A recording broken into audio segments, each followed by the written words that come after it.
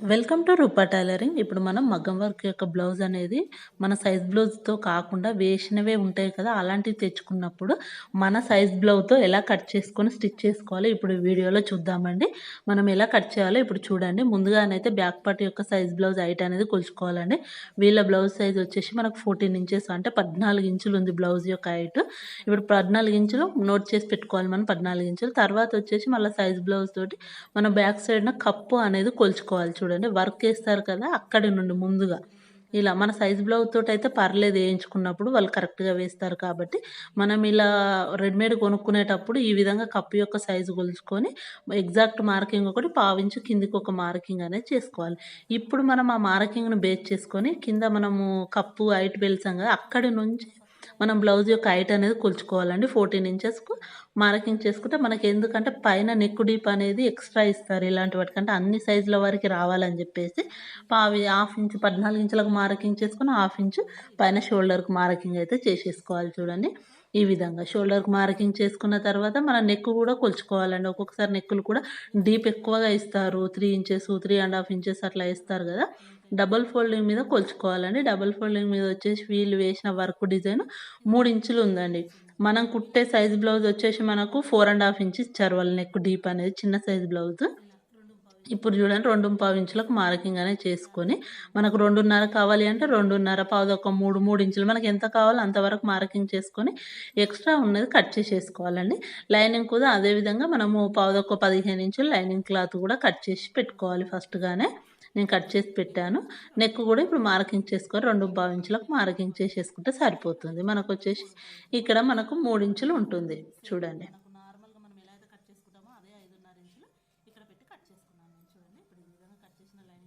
ఇలా నీట్‌గా మార్కింగ్ చేసుకున్న దాన్ని బేస్ చేసుకొని ఎక్స్‌ట్రా ఎంత నెక్ అయితే ఉందో, మనం దాని పైన నుంచి చిన్నగా మొత్తం డీప్ వద్దు అనుకుంటే కింది వరకు స్టిచ్ చేసుకోవాలండి. మనకు కింద డీప్ ఉండాలి, పైన వరకే వద్దు అనుకుంటే నేను వేసే విధంగా హాఫ్‌లోనే ఏసేసుకొని వదిలేసుకుంటే సరిపోతుందండి. చూడండి. కొంచెం చిన్నదిగా కావాలంటే పైనకేసుకుంటే సరిపోతుంది. ఇలా వేయడం వల్ల ఏంటి అంటే మనకు నెక్ చూడండి చిన్నదిగా అయిపోతుంది. వాళ్ళ సైజ్ బ్లౌజ్ ఎలా ఉందో అలానే వచ్చేస్తుంది హైట్ అనేది. మనకు మార్కింగ్ చూస్తేనే తెలిసిపోతుంది కదా! 1½ ఇంచ్ అనేది ఎక్స్‌ట్రా వేశారు చూడండి క్లాత్ డిజైన్ వచ్చేసి. మనం డైరెక్ట్ డిజైన్ బేస్ చేసుకొని నెక్ కట్ చేస్తే అప్పుడు మనకు కప్పు అనేది చిన్నదిగా అయిపోతుంది. నెక్ డీప్ అయిపోతుంది. అలా కుడితే అందరూ వేసుకోలేరు కదా! అలా. ముందుగానే మనము దాన్ని చూసుకొని బ్లౌజ్ అనేది కట్ చేసుకోవాలని చెప్పేసి నేను ఆల్రెడీ కటింగ్ చేసినంకనే ఈ వీడియో మళ్ళీ చెప్దామని జెప్పేసి చేస్తున్నానండి. చూడండి ఇలాంటివి వచ్చినప్పుడు కూడా ఈ విధంగా మనము కొలుచుకొని సైజ్ బ్లౌజ్ తోటి మార్కింగ్ చేసుకొని స్టిచ్ వేసుకుంటే మనకు నెక్ వాళ్ళ సైజ్ బ్లౌజ్ అంతానే వచ్చేస్తుంది. ఈజీగా ఉంటుంది చూడండి. ఇలా సెట్ చేసేసుకొని దాని పైనుంచి ఒక స్టిచ్ వేసుకోవాలి చూడండి. ఇలా ఎందుకు అంటే మనకు నెక్ అనేది అటు ఇటు కదలకుండా ఉంటుంది. ఆ విధంగా ఒక స్టిచ్ వేసేసుకుంటే మనకు ఈజీగా నెక్ అనేది స్టిచ్ చేసుకోవచ్చు.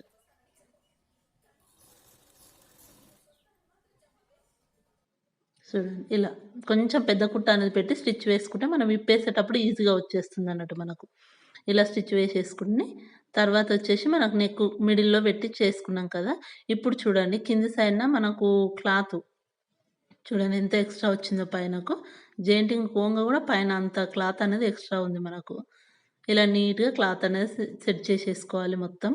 చూడండి ఇక్కడ మిడిల్‌లో వచ్చేసి మనం ఏదైనా గుండు పిన్ గాని ఏదైనా పెట్టుకొని స్టిచ్ వేసుకోవచ్చు. లేదు మనకు కదులుతది అనే భయం అంటే ఒక్కొక్కసారి వర్క్ బ్లౌజ్ గదా! నెక్ కొంచెం ఎక్కువ తక్కువ అయితదనుకుంటే నేను చూపించే విధంగా లైనింగ్ క్లాత్‌ను, మెయిన్ క్లాత్‌ను రెండిటికి మిడిల్‌లో ఒక స్టిచ్ అనేది వేసేసుకోవాలి. మనకప్పుడు క్లాత్ అనేది కదలదు. నెక్కులు గూడా సమానంగా వస్తాయి 2 సైడ్‌లు. ఇలా కుట్టుకున్న తర్వాత చూడండి ఆ లైనింగ్ క్లాత్‌ని కింది వైపు పెట్టుకొని మనకు వర్క్ ఉన్నది పైనకి పెట్టేసుకొని ఈ విధంగా ఇది కంప్యూటర్ వర్క్ బ్లౌజ్ కాబట్టి మనకు నార్మల్ పాదమైనా యూజ్ చేసుకోవచ్చు. జర్కిన్స్, కుందన్స్, పూసలు లాంటివి ఏమైనా ఉన్నప్పుడు సింగిల్ పాదం అనేది యూజ్ చేయాలండి. చూడండి ఇలా మొత్తం స్టిచ్ వేసుకున్న తర్వాత మన నెక్ అనేది కట్ చేసేసుకుంటే సరిపోతుంది. రౌండ్‌గా నెక్ అనేది కట్ చేసి ఒక హాఫ్ ఇంచ్ అనేది క్లాత్ ఉంచాలండి. హాఫ్ ఇంచ్ ఉంచి కట్ చేసేసుకోవాలి చూడండి ఇలా. నీట్‌గా కట్ చేసేసుకున్న తర్వాత చిన్న చిన్న ఘాట్లనేటివి పెట్టుకోవాలి. అప్పుడు మనకేంటంటే నెక్ అనేది రౌండ్స్ మంచిగా తిరుగుతుంది. వర్క్ ఎలా అయితే వేశారో అంతే నీట్‌గా మన స్టిచ్చింగ్ కూడా వచ్చేస్తుంది. చూడండి అక్కడక్కడ ఇలా నీట్‌గా పెట్టేసుకొని ఆ పైనున్న కుట్టు అనేది విప్పేసుకోవాలి. చూడండి నేను ఇప్పుతున్నానిప్పుడు. అలా నీట్‌గా విప్పేసుకున్న తర్వాత క్లాత్ రివర్స్ చేసేసుకొని